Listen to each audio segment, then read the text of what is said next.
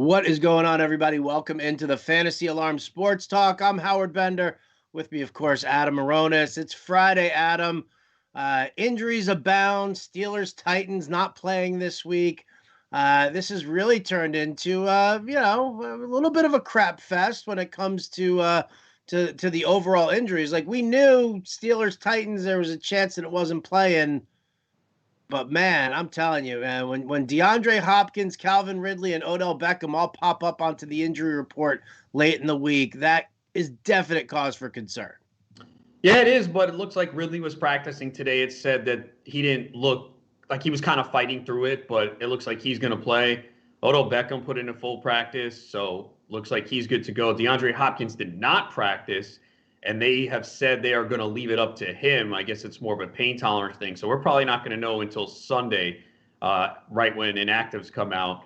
I believe that game is 1 p.m. Eastern, if I'm not mistaken, as well. So you'll know. But, yeah, I mean, that would be a big loss for those that have Hopkins. I don't have any DeAndre Hopkins this year, but he is just getting flooded with targets, just an immense floor and ceiling every week. Probably a lot of people looking to him in DFS as well. So that would be a big loss for sure. But, yeah, Alan Lazard out of nowhere yesterday getting hurt. Then we find out he had the core muscle surgery. Of course, coming off a huge game and with Atlanta coming up next, where you want to use them. So, look, we knew it was going to be a wild year. I thought before the year there would be a ton of injuries.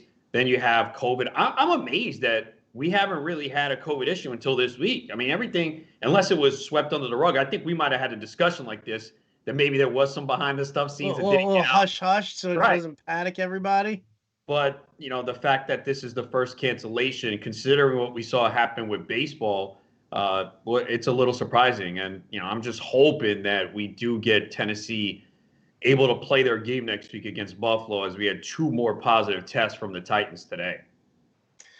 Yeah, this is going to be an interesting situation to watch because, yeah, we saw it with baseball and we saw what happened with the Marlins. And I mean, it just ran rampant through that locker room. The Cardinals had their issues as well.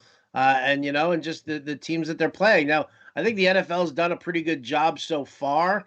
Like all of these players are wearing contact tracing, bands. So they are getting to see, who's in there. And, I'm not going to diminish who's got COVID and who doesn't, but it's not we're not looking at Derrick Henry with COVID.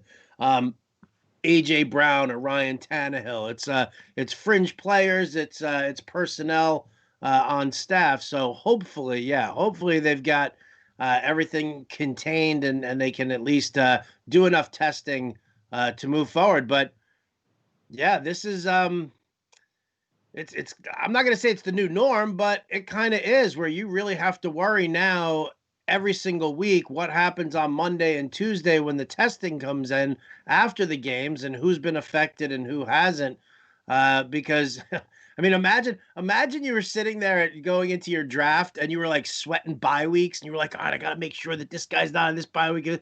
And now it's all just, I mean, this is all going to get thrown around. Yeah, and I wrote an article before the year on Fantasy Alarm saying, don't worry about the bye weeks, especially with tight ends. Sometimes people will draft a tight end and then the second one and they're like, oh, well, this is my really upside breakout player, but he has the same bye week as my starter. I'm not going to take him. And I made the example. You could have did that last year with Mark Andrews because he was often drafted as a second tight end, or Darren Waller.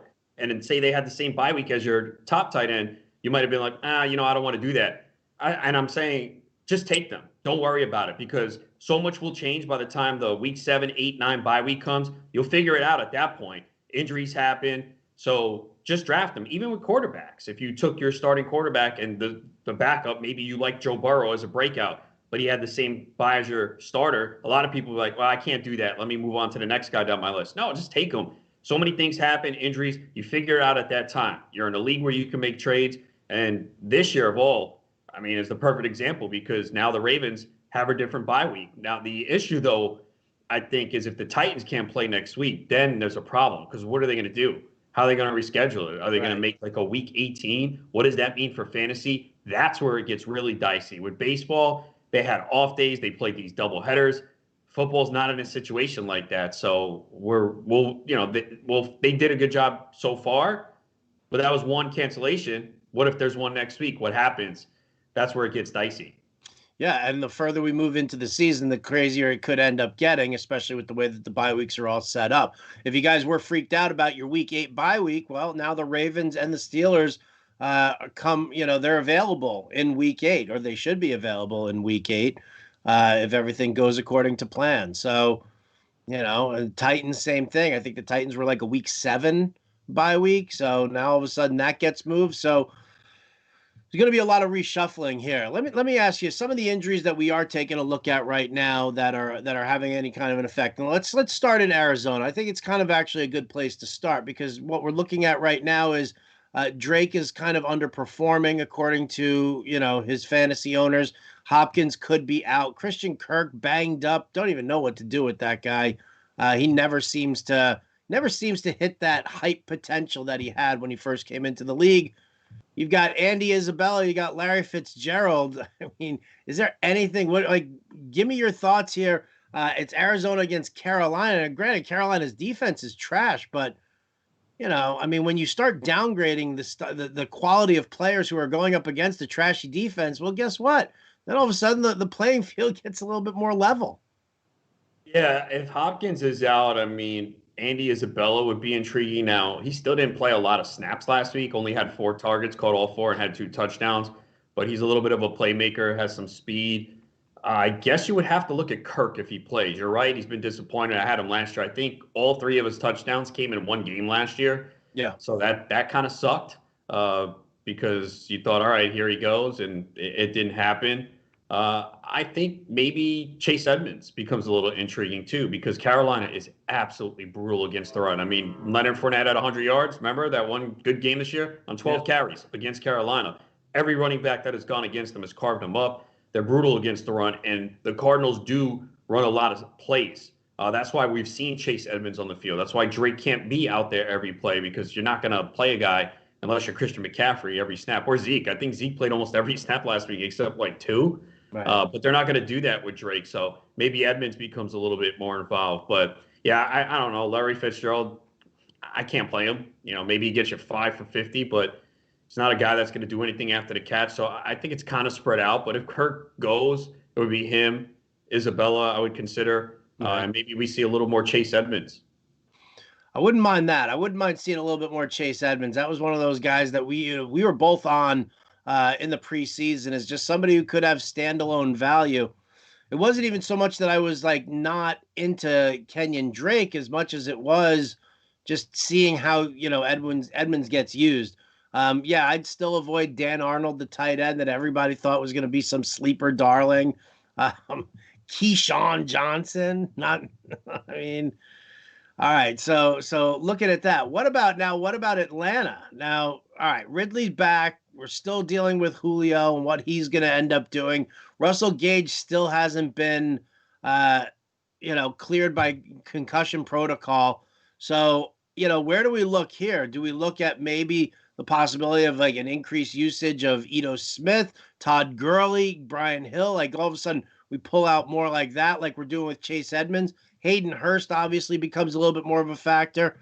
Olamide Zaccheaus. What about him? You throw that dart at Zaccheaus?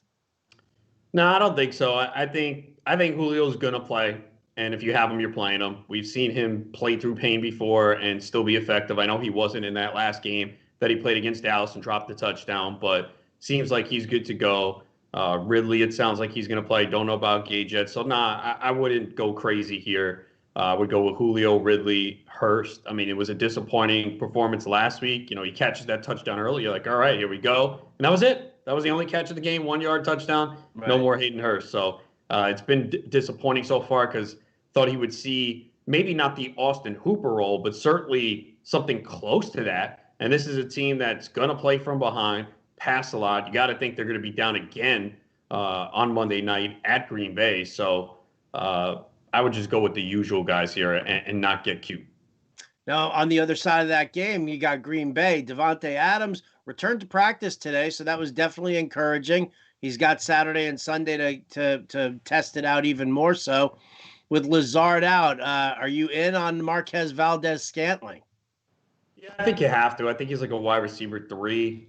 He's inconsistent. He has drops. He still makes some mistakes, but this is Atlanta. They've just been awful on the defensive side. Rodgers is playing extremely well right now. So I don't think Valdez-Scantling has like this huge blow up. I think you're going to see Devontae Adams get 15 to 20 targets as we usually see. So it'll be Valdez-Scantling, and I think you could look at Robert Tonyan at tight end as well. Yeah, Tanyan's definitely a possibility also. He always gets that random red zone look. It's crazy annoying. All right, what about some running back situations that we're watching? Let's go to Seattle. Chris Carson, they seem to say that he's likely to play now. He put in some time. Carlos Hyde right behind him. So, I mean, if Carson goes and Hyde can still go, I still don't see both of them getting the full complement of carries, only because if Seattle has any kind of a lead, I mean, are they going to want to risk one of those guys? Are they going to want to risk both? Does Travis Homer have any value whatsoever, given that they're both banged up? I couldn't play him. If I know Carson's out there, I know Hyde's dealing with a little bit of a shoulder issue as well. But if they're both active, I'm not going to mess with Homer because he's more of a pass catching back. And if you do think they're going to play from the lead with the lead, you won't see him that much. So that would be kind of a desperation play for me. It sounds like Carson's good to go. If he's out there and you have him, you're pretty much going to play him. Maybe he doesn't get 20, 25 touches. And I know they've been passing the ball a ton, but he's been involved in the passing game. So I think if you have Carson and he's good to go, I think you roll with him. All right. So what about some dirt cheap, waiver grabs? I mean, listen, if people are indeed getting as screwed as they are, and they do have to look on the waiver wire for some guys and see what they can do. Let's start at the running back position, because it's really, I mean, you and I are in, deeper leagues than most people. So obviously they might have more opportunities than we do, but for those who don't have any kind of an opportunity, leagues with deep benches, whatever, like, where do you go? Do you look to LaShawn McCoy as like a pass catching option in Tampa because Leonard Fournette's now declared out and it's just Ronald Jones? Like, where are you looking for like deep dives? Yeah, I mean, he might be an option, unfortunately. Again, it's not ideal. Maybe a Brian Hill, who we saw get involved a little bit more last week. A Jamal Williams, if he's out there, because we have seen him mixed in. He did get some goal line carries last week. Gus Edwards, I mean, the rotation for the Ravens just makes no sense. I don't know what they're doing, but Edwards has been more effective than Ingram. It's definitely risky, but they are 13.5, 14-point favorites. So if they do get up big, they'll probably run a bit. Maybe Edwards gets 7 to 10 touches, finds the end zone. So those are kind of the deep guys that you're looking at this point. That ain't pretty. It's that not. Definitely is not pretty. Yeah, I mean, I think, I think when you hit on Chase Edmonds, you probably hit on the best possible option. Yeah. He would be running back spot. Number one of that group. And let's not forget, people went and picked up Rex Burkhead this week after his performance last week. James White's playing this week.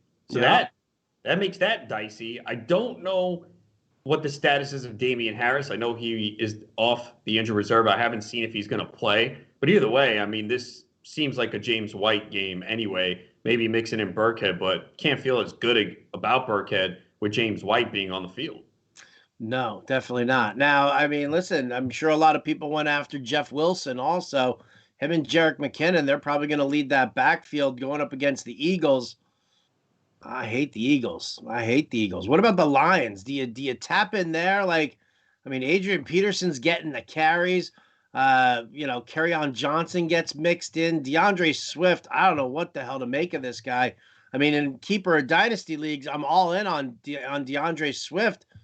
This year, it just doesn't look like Matt Patricia or Darrell Bevel's interested in him one bit. Well, I think last week was a product of them really trying to win the game. I saw some quotes, and it seemed like they just wanted to be conservative, feed Peterson, try and keep Arizona's offense off the field, trying to keep their jobs as coaches. And they went the conservative route. Swift only played 6 snaps. It didn't make sense when you see what he did the first 2 weeks.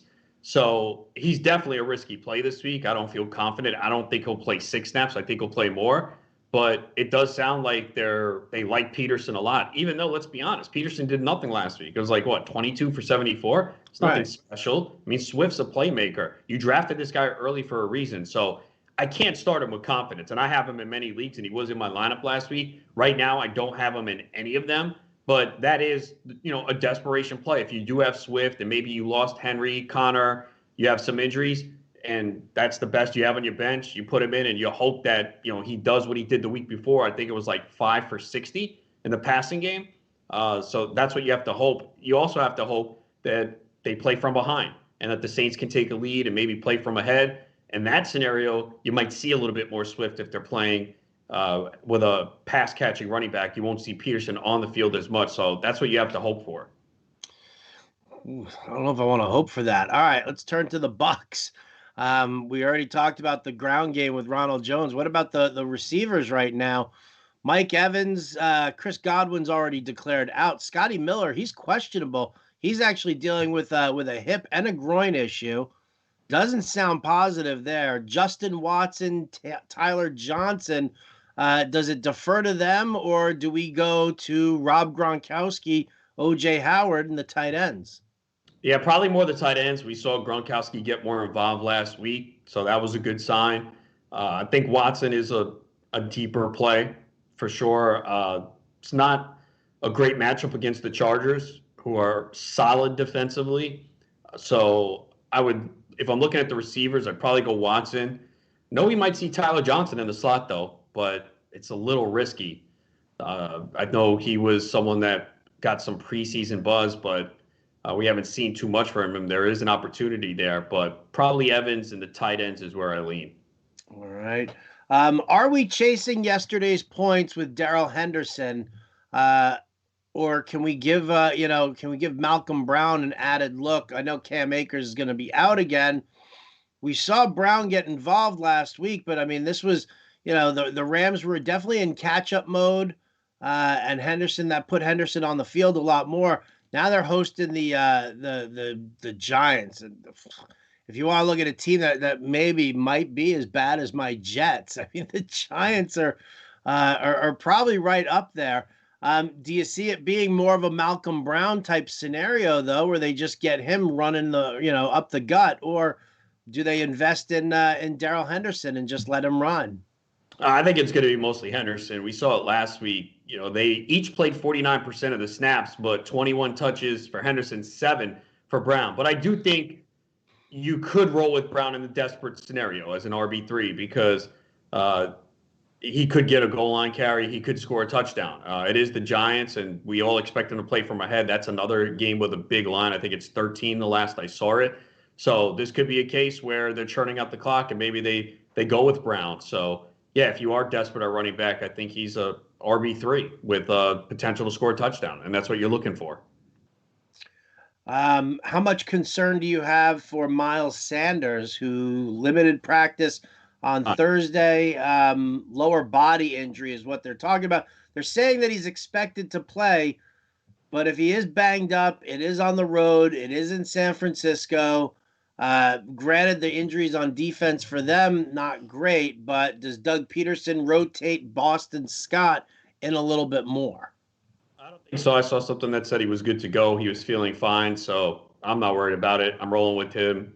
Boston Scott hasn't really done anything, even in that week 1 when he got that opportunity. So I'm rolling with Sanders confidently. By the way, DeAndre Hopkins and Christian Kirk game time decisions. Well, that's super. That's fantastic. Love that. That's so annoying right now. I have a couple of shares of Hopkins. I'm not gonna lie. It bums me out on a personal level here. Well, he's active. You just play him, right? No debate. No debate. I can't do that. It's the same thing with Devontae Adams. It's the same thing with Julio Jones. Chances are is that if you went for a wide receiver up top like that, you probably had to use those mid-tier picks for your running back help. And lo and behold, you probably don't have a wide receiver you feel confident plugging in for one of these guys. I mean, Not for Deandre Hopkins. That would just be disaster. And Disaster. and Terry McLaurin didn't practice today. He's a game time decision. Oh, This come is this on. is ridiculous. And it's not like he has a good matchup, but if you have McLaurin, you're playing him. Even against the Ravens, he's shown he can make plays. But yeah, that's not good. He's dealing with a thigh issue. DJ Chark is expected to play. Doug Marrone says he's comfortable with Chark playing this week. He's got that chest injury that caused him to miss last week. I would definitely like Chark is another guy who I'm kind of excited to get in on this matchup against Cincinnati. I feel like this matchup, Cincy Jags, kind of, I've got high hopes for Mixon. I've got high hopes for Boyd. James Robinson is in a great spot. DJ Chark is in a great spot. I think we can get some really nice fantasy value off of this matchup. Where are you with like some of the fringe guys, the LaVisca Chenaults and the T. Higgins, those type of players? I think they're okay. I'm not looking to jam them in, obviously. But if you are in a situation where you're desperate, you can use them. But yeah, this is a game where I do see points like Joe Burrow this week. He's played well, and I think he will continue to do so. So I think it's up to 49, the game total, if I'm not mistaken. So I think there will be points here. And Chark, if you have him, feel pretty good about getting him back in there. 49.5 on the DK Sportsbook. Ooh. Look, we've been seeing points in almost every game. I mean, Denver Jets went over last night easily, right? Dude, that was crazy. Like I called that game so raw. I mean, I did, I said to people, I said, you got to start Melvin Gordon. I was in on starting Jerry Jeudy. I was in on starting Jamison Crowder. I think everybody else in that game. Oh, Noah Fant. That was another one I said yes. But I mean, I genuinely thought that this game was going to hit the under, that it was just going to be awful. I was surprised how well Rippon played. He played well early. I thought he did not play well in the second half. Oh, it was terrible in the second half. When Pierre Desir is picking you off twice. What was he looking at on that interception when there were 3 Jets there? I don't know. I know it's the Jets, and you don't expect them to make the interception. But there's 3 of them there. Like, what are you looking at? So he did enough to get the job done, but it got pretty bad at the end, and he took a lot of hits. As Jets love those personal fouls. What the hell? Like, again, how did that happen? I mean, it was like every 2 seconds the game was stopped. It was taking forever to finish. Yeah, that game was a long game, man. Painful. Like every single play, there was some sort of a penalty going on there, and the Jets were getting pushed back 15 yards. Depressing. All right, speaking of depressing, so how many leagues are you in? How many fantasy football leagues are you in right now? Redraft leagues, 13. What's the dirtiest play that you're using this week?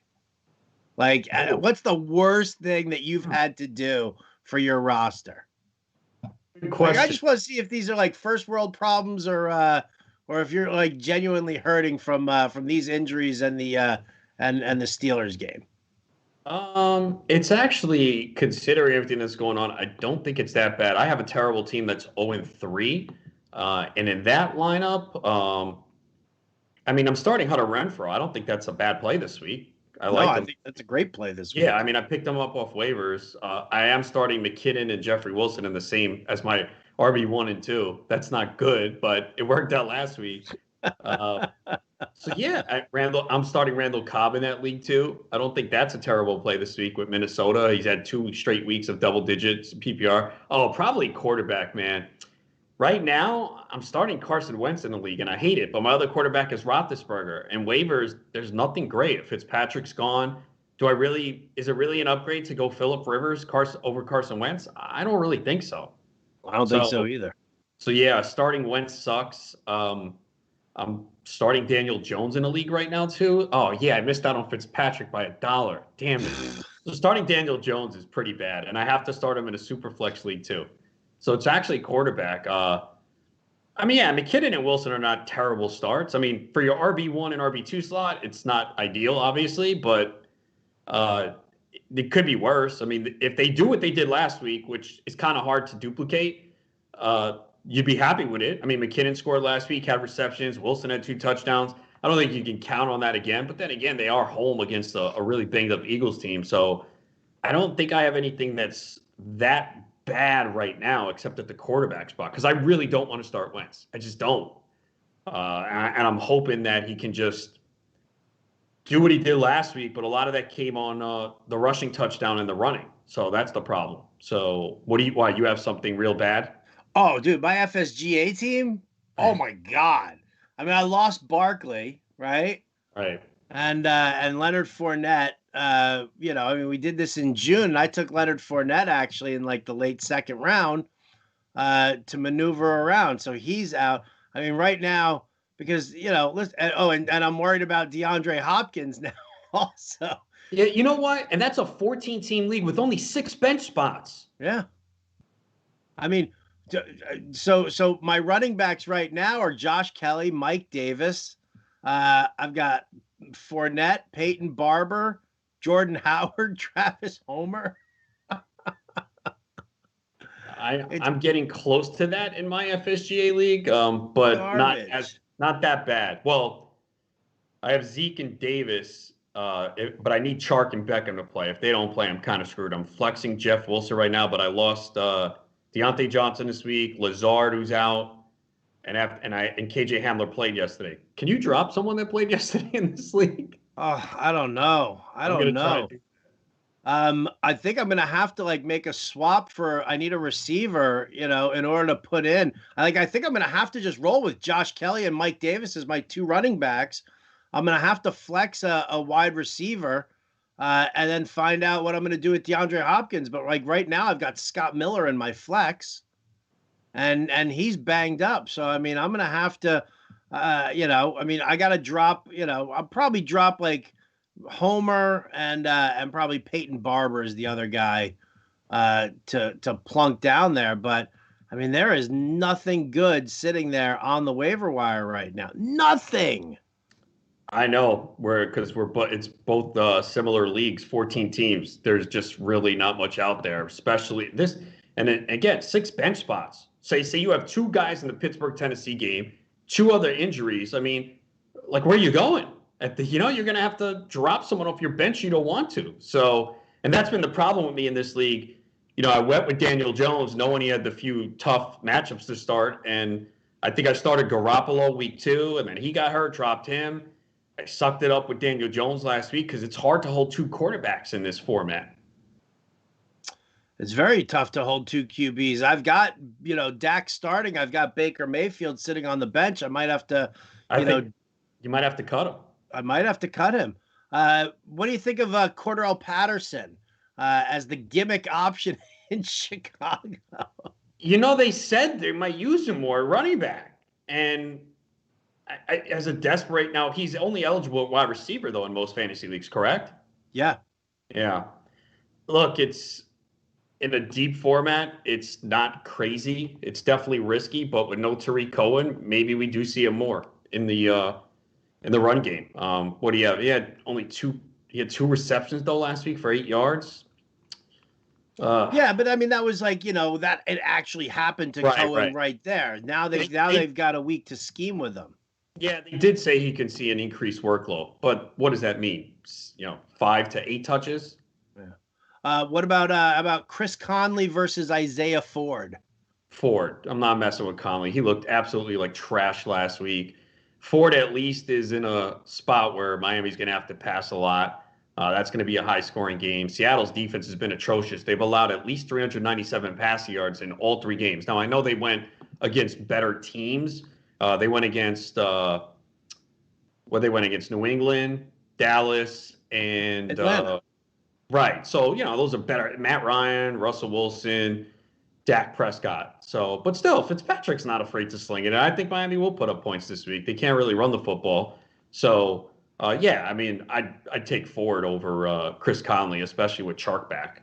Right. Oh, God. All right. So far then this lineup. Oh, my Lord. I'm embarrassed. Yeah, look, it happens to all of us, man. And it's going to happen this year. There's nothing you can do. You just put forth the best lineup and you cross your fingers and pray, man. And we play in you said I play in 13. I know you said you're probably close to 20. When you play in that many leagues, man, you're going to have a couple that are bad. It's just you can't be great in every league. I would love to. Right. I Yeah. wish I could win every league, but you can't. Realistically, you can't. So you're going to be hit with some bad luck in a couple leagues, and you just do the best you can. Don't quit.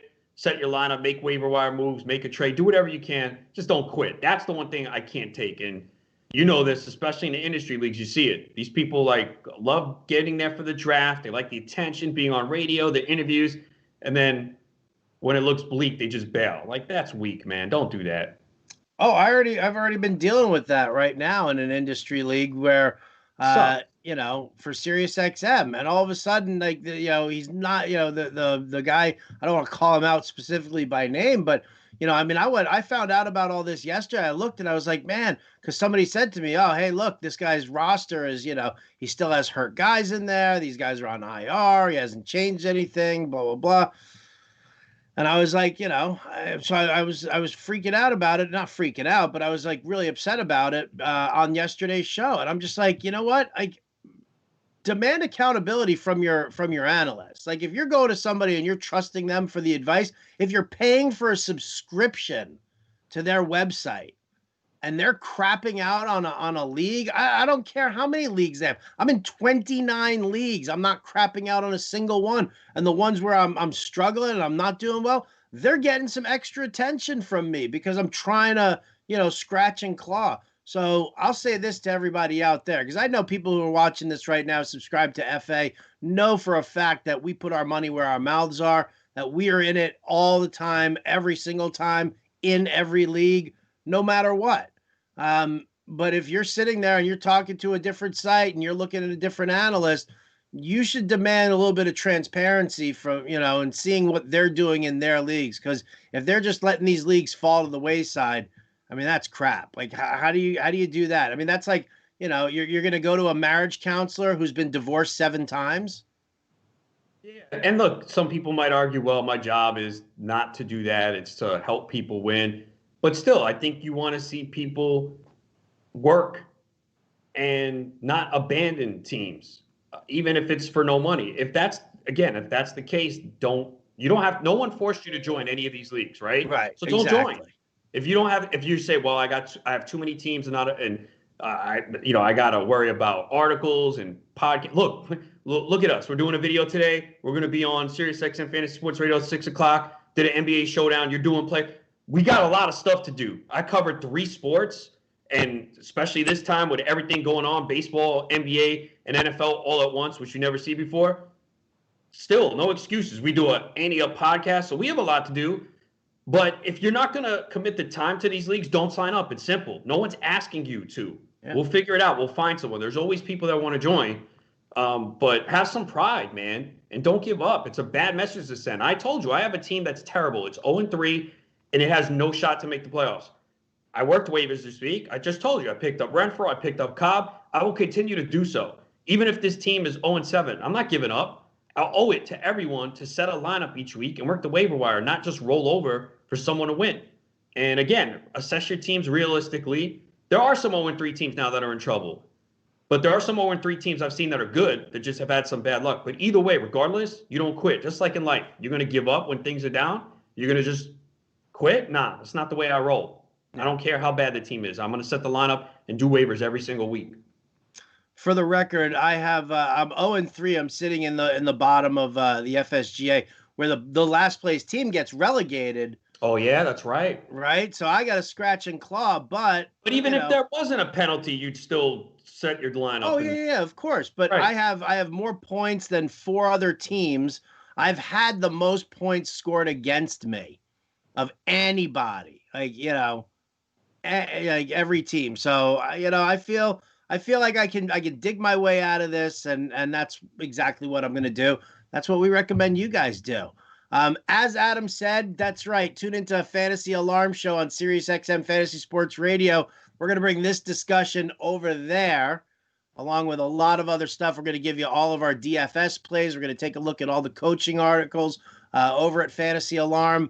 We're going to get you primed, ready to go and dominate in week 4. So big thanks to Matt Sells for producing for us. As always, great to talk to Adam. We'll be talking more later on, so don't miss that show. I'm telling you, Sirius XM Fantasy Sports Radio, 6 to 8 p.m. It's going to be a winner. I'm telling you that. Big thanks again for all you guys watching. Adam Ronis and Howard Bender, we're out of here. We'll catch you next time.